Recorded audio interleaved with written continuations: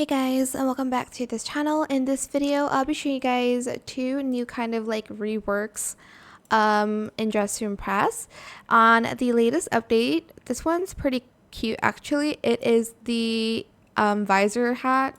That's what I call it.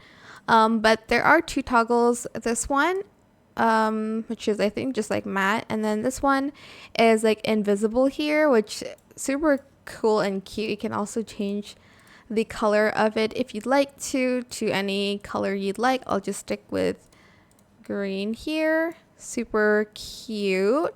The second one is a skirt toggle. It's a VIP skirt toggle. It's not that like much of a difference. Let me just remove this and then put this on, and if you select the long toggle, this is what it looks like. Obviously remove the shoes for that. But yeah, those are the new two kind of like rework slash toggles on Dress to Impress's latest update. I hope it was helpful for you guys. Don't forget to like, comment, share, and also subscribe to this channel if you haven't done that already. If you have any more questions about this video, just leave it in the comment section down below.